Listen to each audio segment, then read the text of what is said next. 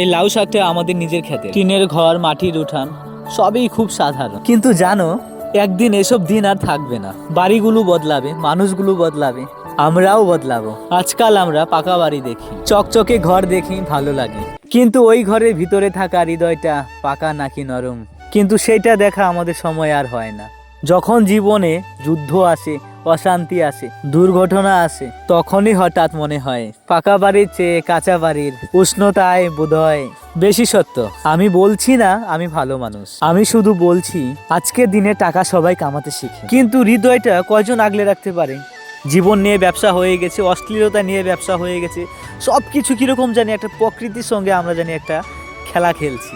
তবে সেই খেলাটা যুদ্ধি, কিন্তু যাই হই না কেন টোটালটাই কিন্তু আমরা কষ্ট পাই, আমরা ভুগি, সেটা দায়ী অন্য কেউই না। এই ভিডিওটা চালু করে আমি অন্য কিছু বলতে পারতাম, বা অন্য কিছু দেখিয়ে যেগুলো দেখাচ্ছি আমি সেটা সম্পর্কে বলতে পারতাম। কেন বলছিলাম জানো?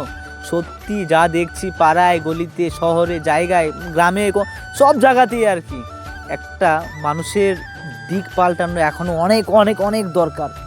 যদি মানুষের দৃষ্টিশক্তি না পাল্টায়, মানুষ কোত্থেকে কোথায় যাবে, কি চাচ্ছে, কি চাচ্ছি আমরা সেটাই নির্ধারিত করতে পারছি না এখনো। তবে যাই হোক, আর কিছু বলবো না। আমার এই ছোট্ট ব্লকে, ছোট্ট পরিবারে, যেহেতু ভাঙা বাড়ি আমারও, তবে যাই হোক, তোমাদের বললাম প্রথমেই যে দিনটা পাল্টাচ্ছে খুব তাড়াতাড়ি। তো তোমরা যাই হোক নেক্সট ব্লকে হয়তো দেখতে পারবে সেটার বিভিন্ন ধরনের অনেক কিছুই।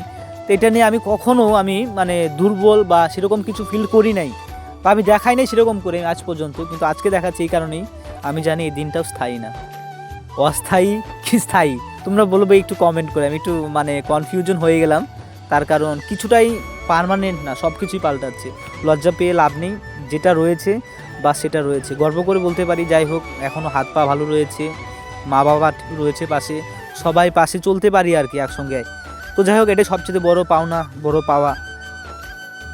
এই ভিডিওটা থেকে জানি না তোমরা কি শিখবে, কি বুঝবে, তবে অনেক কিছু বোঝানোর চেষ্টা করেছি আমি ভিডিওটা থেকে।